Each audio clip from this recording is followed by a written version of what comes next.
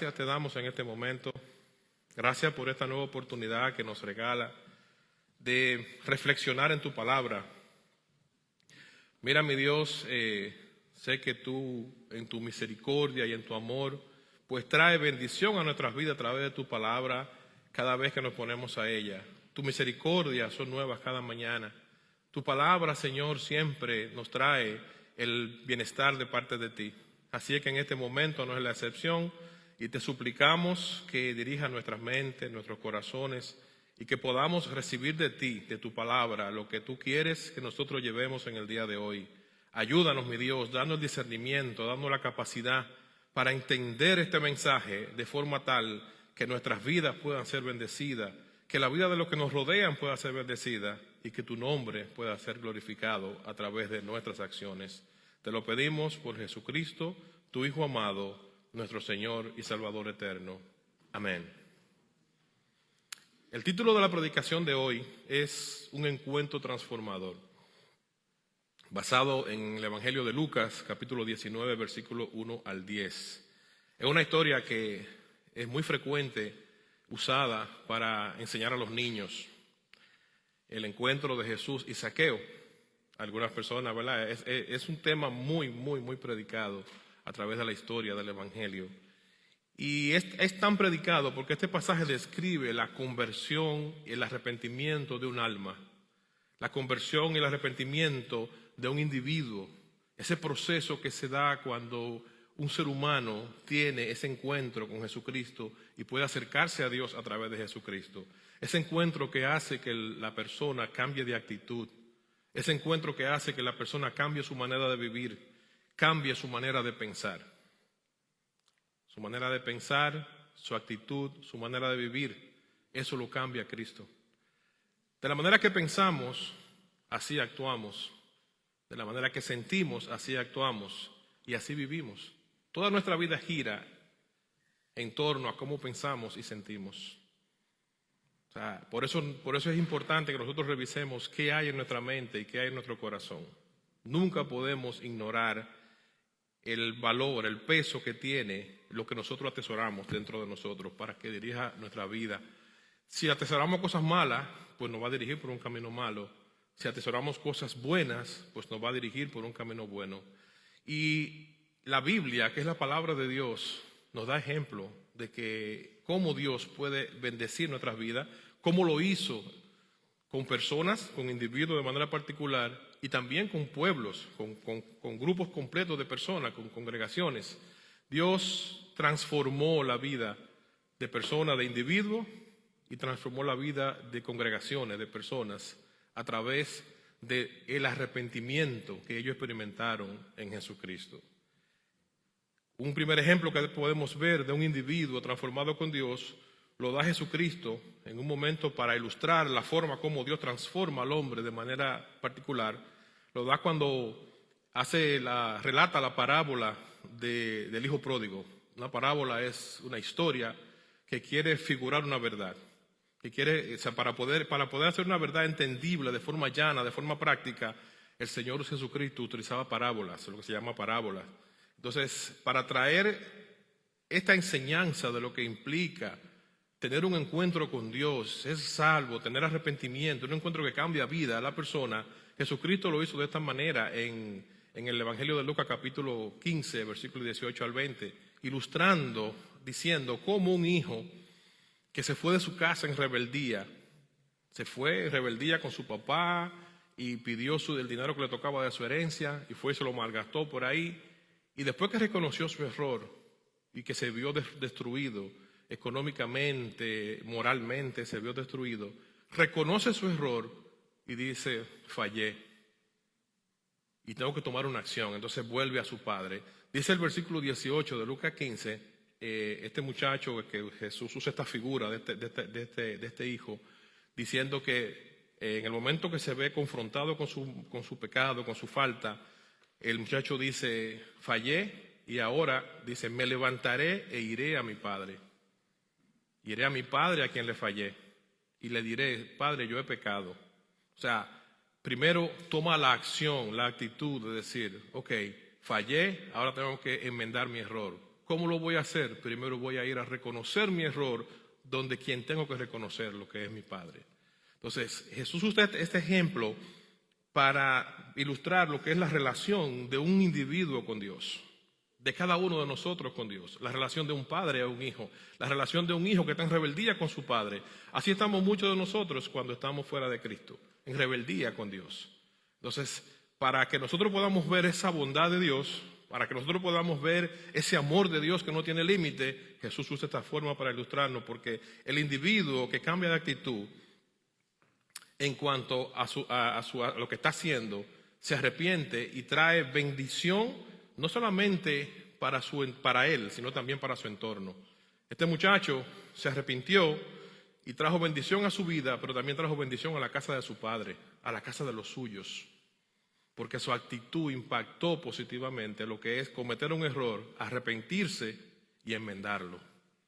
Y esa es la grandeza de Dios, la misericordia de Dios que siempre extiende su mano para que nosotros, a pesar de que nos equivocamos constantemente, sepamos que en Dios hay perdón, que en Dios hay restauración.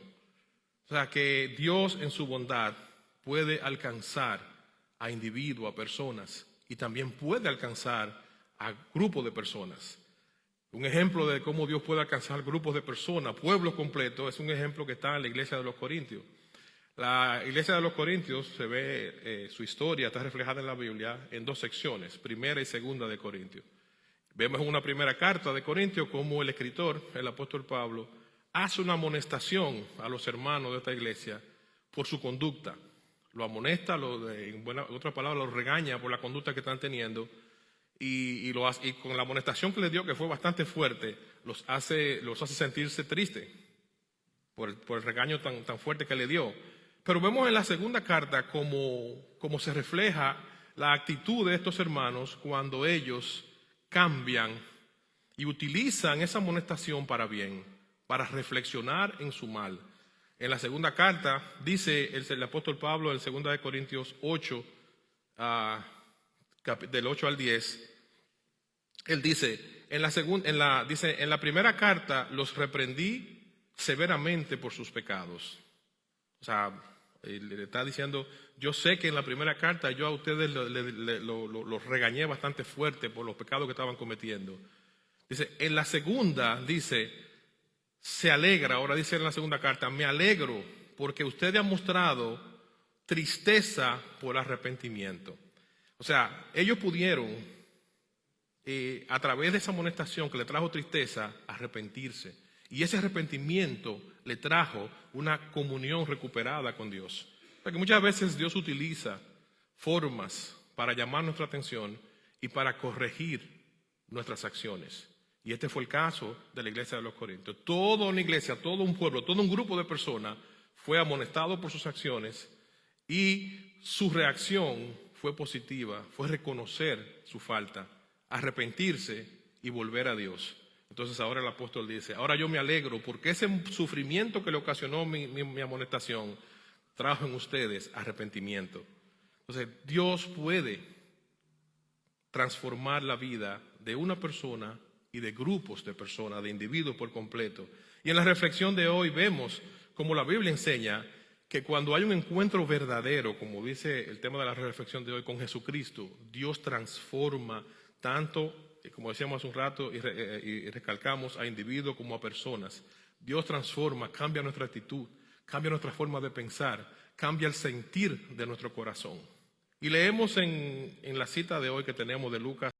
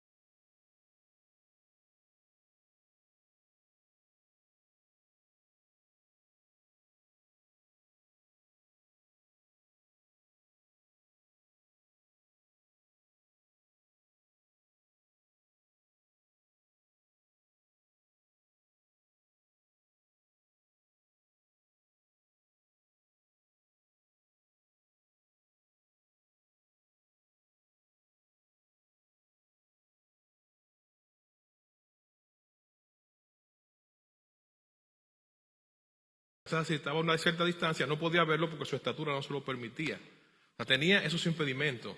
Entonces busca una forma. Y Dios usa este medio para que él pudiera venir a los pies del Señor y que se diera este encuentro con Jesucristo. Muchas veces nosotros vemos el Evangelio como un sistema de práctica, de conducta, y no es eso. El Evangelio es una verdad en el corazón del ser humano, es una realidad que nada tiene que ver con formas. Las formas vienen cuando tú aprendes quién es Dios, conoces a Dios, entonces eso transforma tu vida y te lleva a tener una relación sana, una relación verdadera con Dios. Y por eso tú cambias de pensar, cambias la forma como hablas, cambias la forma como vistes, todo lo que tenga que cambiar. Vemos el ejemplo en la Biblia, cómo Jesucristo se acercó a personas y fue criticado por los religiosos del momento. Cuando se acercó a una prostituta, cuando se acercó a un cobrador de impuestos. Un cobrador de impuestos en ese tiempo, lo que era Zaqueo, era un ser despreciable por la población. Era una persona despreciada por el pueblo, porque era un abusador, era un extorsionador. Y lo que Dios hace en la vida del ser humano es eso. Aquel que todos consideramos menos dignos de recibir a Dios, Dios sigue extendiendo su mano de misericordia, llamándolo a que venga a su camino. La prostituta, el adicto, el narcotraficante, el sicario, todo aquel que nosotros como sociedad consideramos indignos, Dios sigue extendiendo su mano para que venga y conozca de Dios a través de Jesucristo. Entonces los caminos de Dios son misteriosos y nosotros como pueblo de Dios, como iglesia de Jesucristo, debemos pedirle a Dios que nos dé esa sensibilidad por las almas que se pierden, sin ponerle etiqueta. Si nosotros queremos hacer una iglesia de tal tipo de gente, no. Nosotros queremos predicar el Evangelio y que las almas sean salvadas, que el Evangelio de Dios pueda llegar a los corazones, pueda persuadir la mente y el corazón de los individuos. Entonces Dios usa formas misteriosas a veces para atraernos a Él, y en este caso utilizó, en el caso de Zaqueo, esos impedimentos que él tenía, esa curiosidad que él tenía para atraer a un hombre indigno, desaprobado por la sociedad, traerlo al encuentro con Jesús, que lo pudiera hacer a él digno de ser un hijo de Dios, que lo pudiera hacer a él tener un encuentro, una vida de relación con Dios, que lo pudiera hacer él tener un encuentro que transformara su vida. Y lo vamos a ver más adelante, cómo la actitud de un hombre que robaba a los demás, a pobre gente, pobre, gente desvalido, él le quitaba lo que más podía y se enriqueció, se lucró de esa manera. Y como cuando él reconoció ya delante de Dios qué era lo que estaba haciendo, él dice: ahora yo le voy a dar 4 veces aquello que yo le he robado. Voy a restituir el daño que he hecho dentro de la medida de lo posible. Hay daños que se hacen cuando se está en el mundo que no se pueden restituir, que usted no puede restituirlo ya porque los hizo. Pero toda persona que viene a Cristo y sabe los daños que ha hecho, busca restituir ese daño. Busca mostrar el carácter de Dios, no solamente por mostrarlo, sino porque hay una actitud en el corazón. Jesucristo no le dijo a Zaqueo: ve y devuelve a los pobres. No, él mismo espontáneamente dijo: yo le voy a devolver 4 veces a lo que yo le haya robado. ¿Por qué? Porque Dios entró a la vida de Zaqueo y transformó su manera de pensar, transformó su manera de sentir, transformó su corazón. El amor de Dios es tan grande que podemos ver cómo Jesús nos conoce por nombre. Cuando Jesús llegó al lugar donde estaba Zaqueo, le dijo: Zaqueo, baja. Dios conoce cada ser humano, cada criatura que existe en esta tierra por nombre. Cada individuo que existe en el mundo, Dios lo conoce por nombre y espera que un día reconozca a Cristo como Señor para que pueda tener una relación con Dios. Espera que pueda llegar a tener ese discernimiento, esa apertura espiritual en su vida. Porque ¿saben lo que pasa? Para poder vivir una vida plena, para poder vivir una vida verdadera, es necesario que Jesucristo entre a nuestras casas. Es necesario que Cristo llegue a nosotros. Si leemos los versículos 5 y 8 de aquí de Lucas 9, Vemos como la palabra dice que cuando Jesús llegó a aquel lugar, mirando hacia arriba, le dijo a Zaqueo, date prisa y desciende, o sea, baja de ahí, porque hoy es necesario que yo pose en tu casa, o sea, que yo entre a tu casa. Entonces él descendió a prisa y le recibió con gozo. Jesús lo llamó por su nombre y le dijo, hoy es necesario que yo entre a tu casa. Las vidas de las personas están derrumbándose allá afuera porque Cristo no está en medio de ellos. Las familias se están destruyendo porque Cristo no está en medio de ellos. La depresión está matando a las personas porque Cristo no está en medio de ellos. La desesperanza, el miedo está consumiendo a la humanidad porque Cristo no está en medio de ellos. Y esto no quiere decir que un cristiano no tenga momentos de tristeza. Esto no quiere decir que un cristiano no experimente momentos inclusive de depresión, de sentirse deprimido, decaído.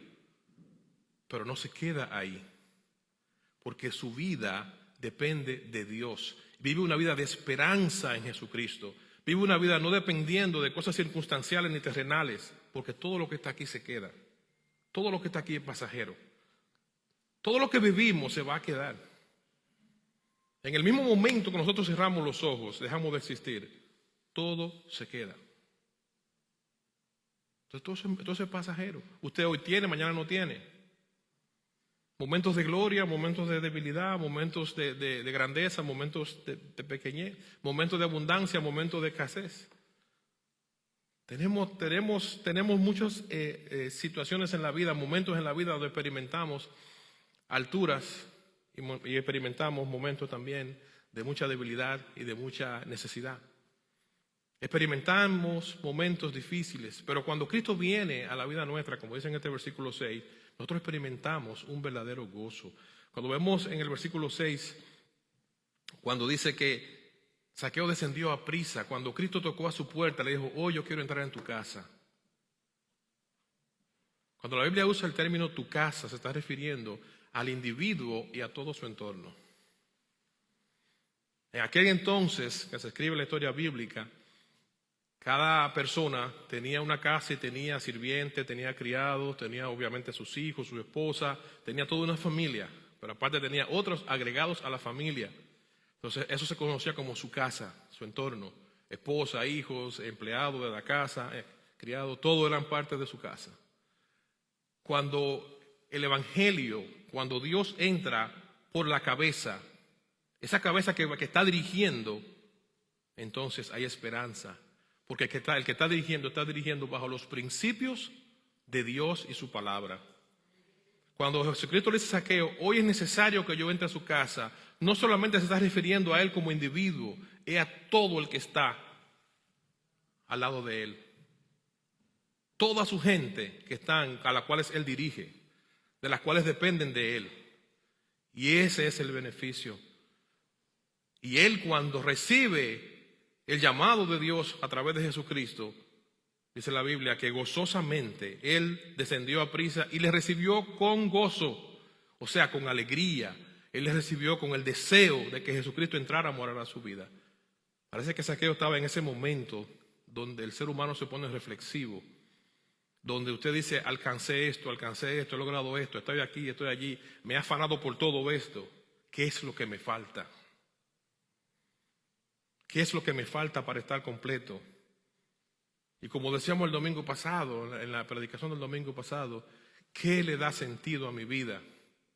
Ya he logrado estas cosas, ahora, ¿qué le está dando sentido a mi vida? ¿Cuál es mi razón para vivir todos los días? ¿Cuál es? A veces usted piensa que ha hecho lo mejor.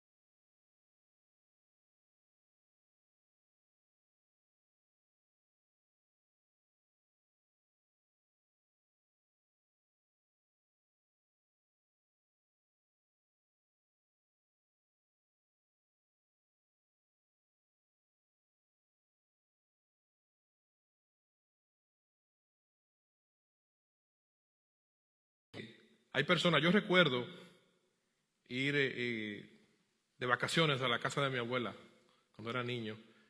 Y recuerdo, creo que Néstor decía eso un día en una prédica también, cuando todas las mañanas, a las 6 de la mañana, en ese tiempo, ya hace unos buenos añitos, lo que se escuchaba era Radio Transmundial, una emisora que se llamaba Radio Transmundial. Y ahí habían himnos y predicaciones. Y todas las mañanas, todo el que estaba ahí tenía que despertarse a las 6 de la mañana, transmitiendo Radio Transmundial de la New Jersey, Patterson, y una vez decía, ay, otra vez. Cada vez que estaba de vacaciones. Pero eso se fue quedando ahí. Y ese mensaje se fue quedando ahí. Hay casas que usted entra y tienen cuadritos de versículos bíblicos. Y muchas veces los muchachos hasta se pueden burlar de eso. Pero eso es una enseñanza. Porque quien lidera esa casa está dejando por sentado que esta casa está dirigida por Dios. Cuando usted dirige su casa por Dios, su entorno tiene que alinearse y va a ser influenciado en Dios. Sus hijos aprenden a ver el gozo suyo en el Señor. Su entorno, su familia, sus padres, sus hermanos, sus amigos, sus vecinos aprenden a ver que usted es una persona que tiene gozo en Cristo, que usted tiene paz en Dios. A diferencia cuando usted es una persona amargada, que se levanta echando peste, que se levanta peleando con todo el que le queda al lado, con el esposo, la esposa, el hermano, el vecino, con los hijos, por todo es un pleito.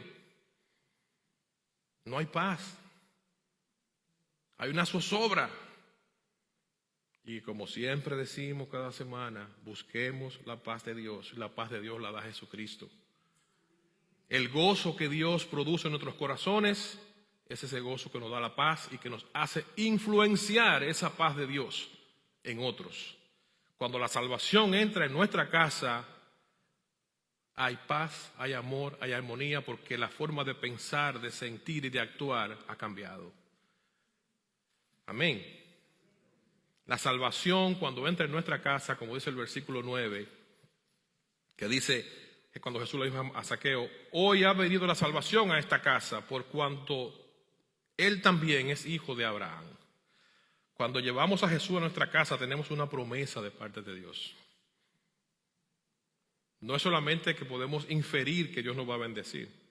La Biblia enseña que cuando nosotros llevamos a Jesús a nuestra casa, o sea, lo traemos a nuestra vida, ya es nuestro Señor y por ende todo el que está a mi alrededor va a ser influenciado por eso. Hay promesa que Dios hace en su palabra de la bendición que eso va a traer. Y veamos lo que dice aquí el libro de Hechos, capítulo 16, versículo 30 al 32. Aquí hablando un momento donde el apóstol Pablo se encontraba preso y la persona que estaba a cargo de la cárcel, el carcelero de Filipo, tuvo un encuentro con el Señor, tuvo una promesa que recibió de parte de Dios por este encuentro que tuvo en Cristo. Dice Hechos 16, versículo 30 al 32.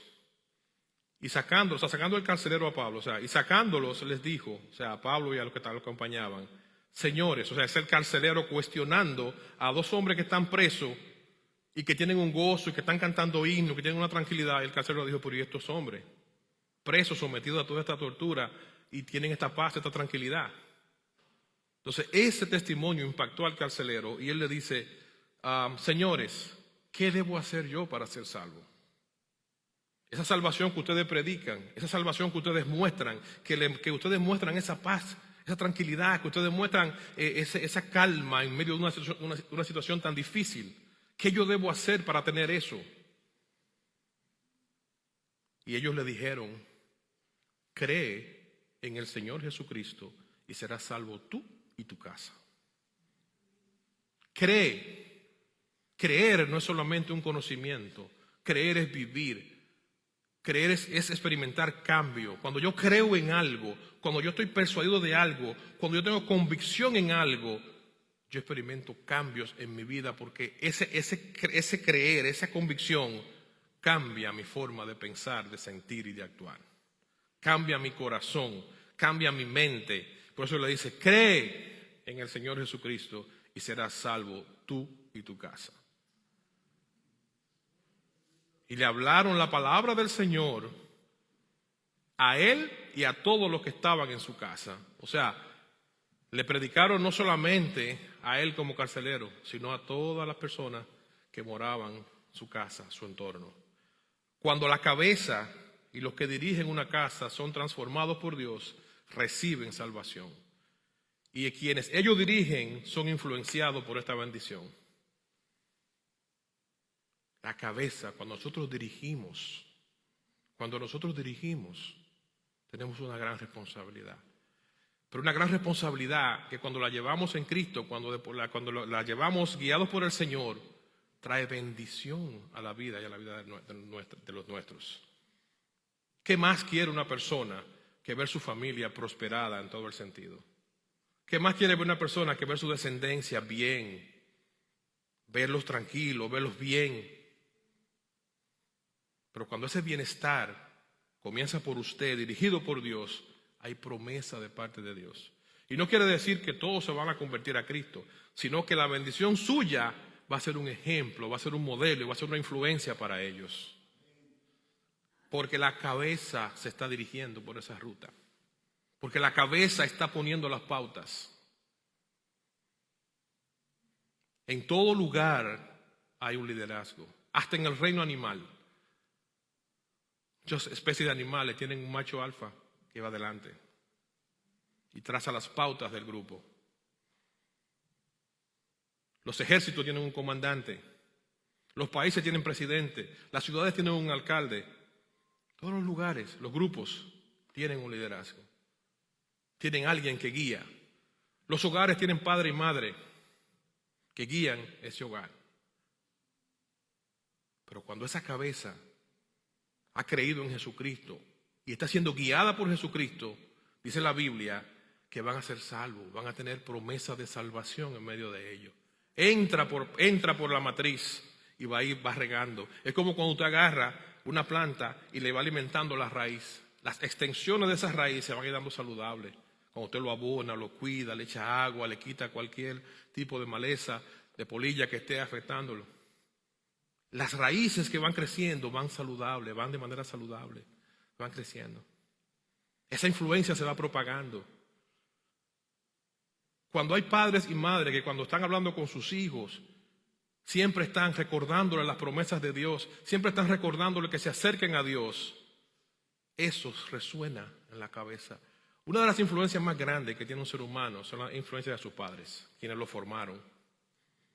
Hay una edad que sí, que a veces el medio afuera influencia más, pero cuando usted influencia en la base, en el Señor, eso va con el ser humano para siempre. Cuando uno tiene un problema, regularmente, una de las personas que uno primero llama es a su padre o a su madre. Es como su refugio. Pueden ser viejitos y usted lo llama buscando ese refugio. Porque es una figura de protección, es una figura de dirección. Y qué bueno cuando esa figura de protección y de dirección es un hombre, es una mujer de Dios.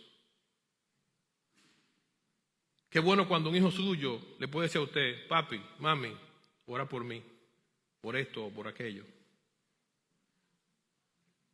Qué bueno cuando su descendencia puede reconocer en usted la bendición que usted ha sido para ellos, porque es un hombre, porque es una mujer dirigida por Dios. Dios trae bendición a nuestras casas. Y concluyo, mis hermanos, recordándoles lo que dice la Biblia en el Evangelio de Juan, capítulo 10 y versículo 10, donde nos habla de Jesús como el buen pastor. Nos dice que